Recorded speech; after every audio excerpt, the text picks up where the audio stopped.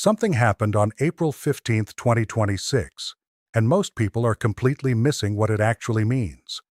Iran issued a statement that sounded simple on the surface. Security in the Persian Gulf is either for everyone or for no one. But then came the line that changed everything. No port in the region will be safe. Not just one location, not just one country, every major Gulf port, Dubai, Abu Dhabi, Doha, Kuwait City, Saudi oil terminals.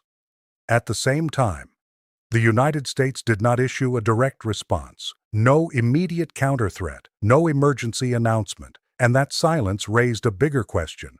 What is really happening behind the scenes? Because this isn't just about one statement. This is about a system. We've seen threats before. In fact, tensions in this region are nothing new. For years, headlines have focused on warnings, red lines, and military posturing. But this moment feels different, and it's different for one very specific reason. It expands the battlefield. Until now, most of the global attention was locked onto a single highly sensitive nukta, Strait of Hormuz, a narrow waterway, but one of the most important in the world. Roughly a fifth of global oil supply passes through this single corridor. That makes it a classic choke point, tight, vulnerable, and extremely valuable. For years, the risk was concentrated there. One choke point, one pressure point, one place where disruption could shake global markets. But now, the message has shifted, and the shift is significant. It's no longer about one location. It's about every major port in the region. That includes commercial ports, oil terminals, shipping hubs, places that are deeply integrated into the global economy. And that changes everything, because ports are not just military targets. They are the backbone of modern trade. They are where supply chains begin and end. Think about what flows through these ports every single day. Energy exports that fuel entire economies. Container ships carrying electronics, food, machinery, and raw materials. Financial activity tied directly to global markets. Ports are not isolated facilities. They are connected systems. If even a few of them become unstable, the impact doesn't stay local. It spreads. Shipping routes get rerouted. Insurance costs spike. Delays begin to ripple across continents. And unlike a single choke point, you can't easily secure every port at the same time. That's what makes this shift so powerful. It turns a focused risk into a distributed one. Instead of one vulnerable, you now have multiple points of pressure across an entire region. And that creates a different kind of uncertainty. Because global trade doesn't just depend on movement, it depends on predictability. Companies, governments, and markets rely on the assumption that goods will move on time, through stable routes, without disruption. But when multiple ports are potentially at risk, that assumption starts to break down. And when predictability breaks down, markets react. Not slowly, but immediately. So this isn't just about a threat, it's about a transformation. A shift from a contained risk to a system-wide concern. And once that shift happens, the consequences are no longer regional. They become global. The choke point strategy to really understand what's happening right now. You need to understand one powerful idea. Choke points. It sounds technical, but the concept is simple. These are narrow passages in the world's oceans where ships don't have many options. If you want to move goods from one region to another, especially oil, you have to pass through them. There's no easy alternative, no quick detour, and that's what makes them so important. Right now, two choke points matter more than anything else. Strait of Hormuz and Bab el-Mandeb. Strait. These aren't just lines on a map. They are lifelines. Every single day, massive oil tankers move through these narrow corridors, carrying the energy that powers cities, industries, and entire economies. From the fuel in cars, to the electricity running factories, to the supply chains delivering everyday products. A huge part of it depends on what flows through these routes. Now imagine this for a second. A single disruption in one choke point is already enough to shake global markets. We've seen that before. Prices react, shipping slows, uncertainty spreads. But what happens if both choke points are affected at the same time? Now you're not dealing with a delay, you're dealing with pressure on the entire system. Because together, these two routes handle a significant share of global oil and trade flows. If both become unstable, you don't just have a regional crisis. You have the potential for a global economic shock. And here's where the human side comes in. This doesn't just impact governments or corporations. It affects ordinary people. Fuel prices can rise, transport costs increase, goods become more expensive. Something happening in a narrow stretch of water thousands of miles away can quietly show up in someone's daily life, at the gas station, at the grocery store, in the cost of living. That's the hidden power of choke points. They may look small on a map, but their impact is massive. And this is why the current situation is so serious. Because the focus is no longer just on controlling one route. It's about creating pressure across multiple critical nakat at the same time. And that tells you something important. This isn't really about destruction. It's not about taking out ports or stopping ships completely. It's about influence. It's about leverage. When you can affect the flow of trade, even slightly, you gain the ability to shape decisions far beyond the Atlantic itself. That's what makes choke points strategic. And that's why, in moments like this, they become the center of global attention. Because whoever can influence these narrow passages doesn't just impact shipping, they impact the entire global system. The message behind the threat. Here's where things start to get more strategic. Because this statement, on the surface, sounds like a warning. But in reality, it's a message. And more importantly, it's a message aimed at multiple audiences. Not just one country, not just one government, but an entire region, especially the Gulf nations. Countries like Saudi Arabia, United Arab Emirates, Qatar, and Kuwait. These are not just neighboring states. They are deeply connected to the global economy. Their strength depends on three critical pillars: stable shipping routes, energy exports, access to global markets. Every day, millions of barrels of oil and gas leave their ports. Every day, cargo ships move goods in and out of their economies. Their entire system relies on one assumption: that the flow of trade remains uninterrupted. Now imagine what happens when that assumption is challenged. Not with direct action, but with uncertainty. Because that's what this message really introduces. Uncertainty. And uncertainty is powerful. It doesn't need to destroy anything to have an impact. It just needs to create doubt. Doubt about whether ships will move safely. Doubt about whether ports will remain operational. Doubt about whether the region will stay stable.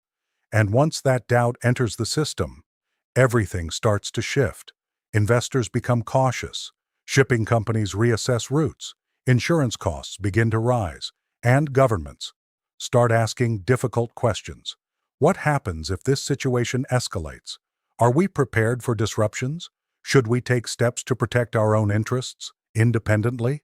That's where the real pressure begins. Because now the situation is no longer contained between two sides. It starts affecting decision-making across the entire region. And that's exactly the point.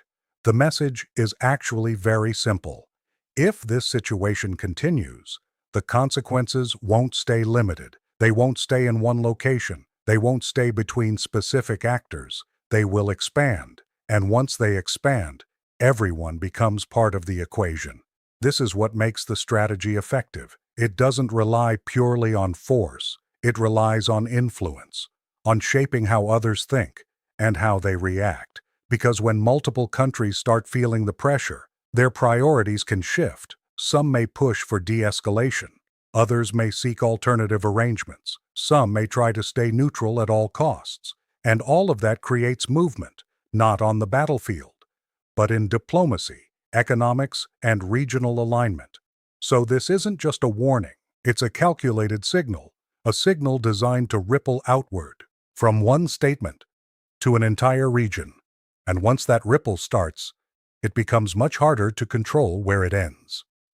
Why there was no immediate response. Now let's address the silence. Because at first glance, silence feels strange. When a major threat is made, people expect an immediate response, something clear, direct, and decisive. But in geopolitics, Silence doesn't always mean inaction. Sometimes it means calculation. And right now, this situation is layered. Multiple things are happening at the same time, behind the scenes. There is ongoing military positioning, assets being moved, forces being monitored, readiness being adjusted. At the same time, there are diplomatic efforts quietly unfolding through intermediaries, conversations that don't happen in front of cameras. And on top of that, there is a fragile timeline, a ceasefire window that could either hold or collapse. When all of these factors are active simultaneously, every public statement becomes a strategic decision. Responding too quickly, especially with strong language, could escalate the situation. It could lock both sides into positions that are difficult to step back from, because once something is said publicly, it becomes harder to reverse without losing credibility. But, on the other hand, not responding at all creates its own risks, because silence introduces uncertainty. And uncertainty is not neutral, it's powerful. It spreads quickly, and it starts affecting key areas almost immediately. Markets. Financial markets react not just to actions, but to expectations. When there's no clear response, traders and investors begin to speculate. They price in risk. Oil prices can fluctuate, shipping costs can rise, volatility increases, all because of what might happen. Allies countries in the region are watching closely. Nations like Saudi Arabia and United Arab Emirates rely heavily on stability. When they see a threat and no immediate response, they begin to ask questions. Will support come if needed? Is the situation being contained, or is it becoming something bigger? And those questions can influence how they act moving forward. Strategic decisions. This is where silence has its deepest impact. Because uncertainty forces decision-makers to think differently, they start preparing for multiple scenarios instead of one clear direction. Do they wait? Do they act independently? Do they push for de-escalation? Every option stays on the table, and that changes the entire dynamic. So the silence you're seeing right now is not empty. It's part of a broader strategy, a way of holding space, of keeping options open, of avoiding immediate escalation while other channels are still active. But it comes with a trade-off. Because while silence can prevent things from escalating too quickly, it can also allow uncertainty to grow. And in a situation like this, uncertainty doesn't just sit still, it moves through markets, alliances, and decisions, quietly shaping what happens next. The global system most people miss. Now we reach the most important part, the system behind all of this.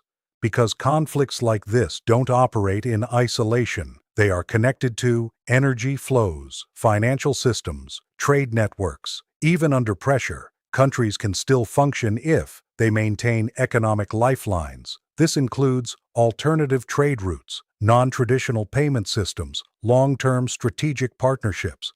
These systems are not new. They've been developing for years, and moments like this make them visible. The confidence factor. Here's something critical to understand. This situation is not just about capability. It's about confidence. Confidence comes from economic resilience, strategic positioning, international relationships. When a country believes it can absorb pressure, its behavior changes. And that's when escalation becomes more likely, not because of strength alone, but because of perceived stability. What happens next? The next few days are critical, because there are three possible directions: escalation, strong responses, increased tensions; diplomatic movement, quiet negotiations; temporary de-escalation, strategic silence, no major announcements, behind-the-scenes decisions. Each path leads to a very different outcome. Conclusion. So what happened on April 15th is not just a headline, it's a signal that the rules of the situation are shifting. This is no longer just about one country or one conflict. It's about trade routes, economic systems, strategic influence. And most importantly, it's about how far each side believes it can go without triggering something bigger. Because in situations like this, The most important moves are not always the loudest ones. Sometimes, they're the ones happening quietly, in the background.